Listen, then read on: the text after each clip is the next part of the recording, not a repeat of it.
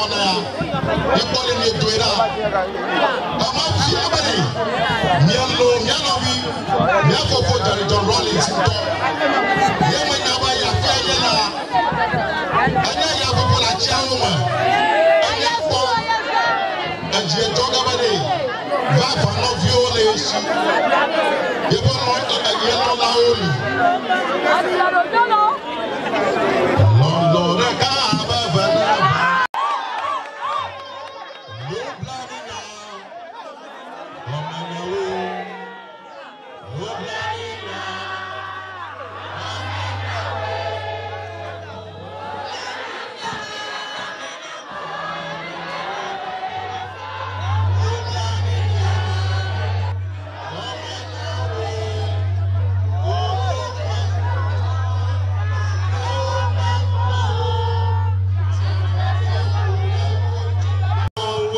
to go, but I start to stay. Get us may go, get us may go, but the revolution has come to stay. Revolution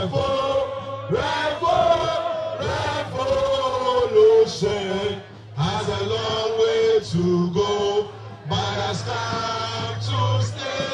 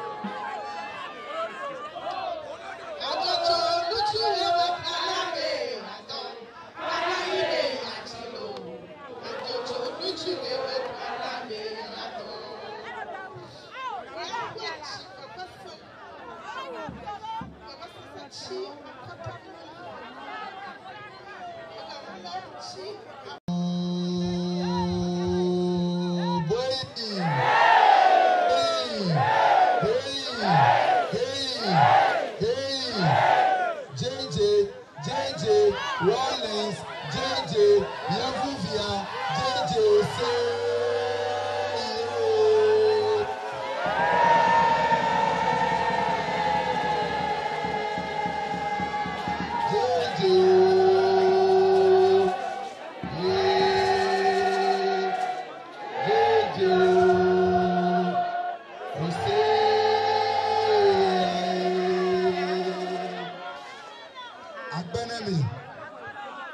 Mini banner angloni dakata efia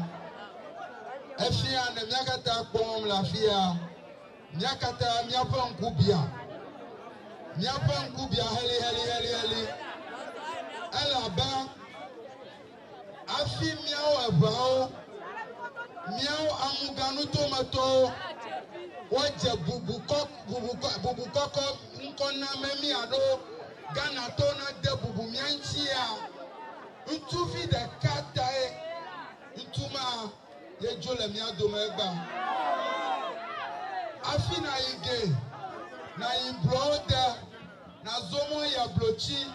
agbobe nya begbevi ye nya Ghana via ntuvi ma ye demio ami apanko de jipo afma mawe nana mawe to egaye Gaka miame okata elafia fia mi kosele mi apeji mebe mi afofo Jerry John Rawlings Yevu Vianto mi ape Junior Jesus mi apnanto mi apame Afi obato zudu kwala edume ojiro afi ojiro eduma homa me ojiro na me okata la fi ami wenya Jerry John Rawlings popo meto enyare ka kwele mi asine Ghana duwa amade to yona ifa klokoba elanyo melanyo nyanto elagbo melalagbo nyanto ebenyiga enyare ka kwele mi asi mi afofo mi lo lolo be fiare le jimenemi lenchi to stay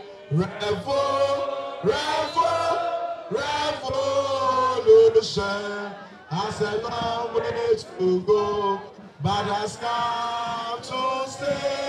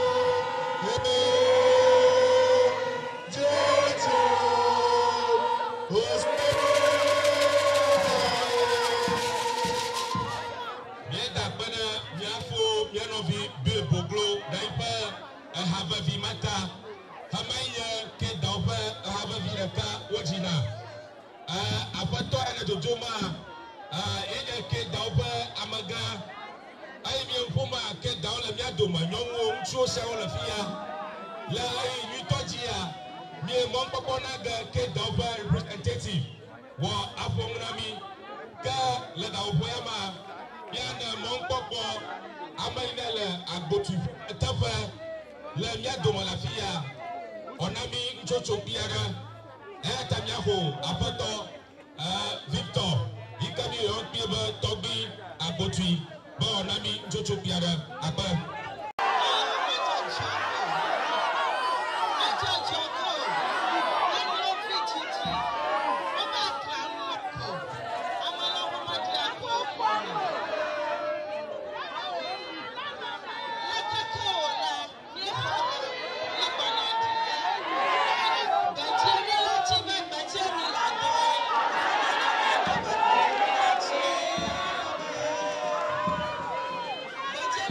Let's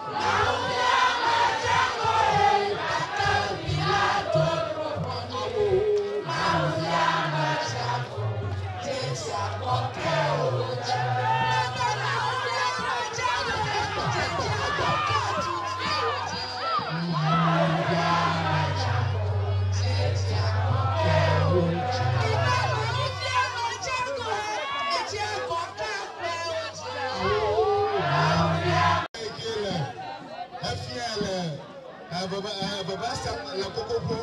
ya fa ji o na ama le ga wo prema ma to ja to gbe na mi ye mi o ba do woga anya ka kana ni awe ba anya na ko ha mi ta ti na ko ngara ko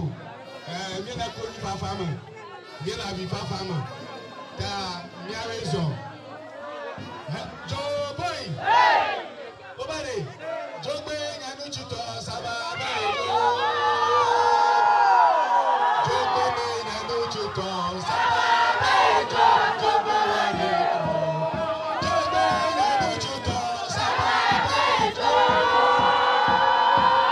jogbe nyanu chuto saba ba jogbe wale jogbe nyanu chuto saba ba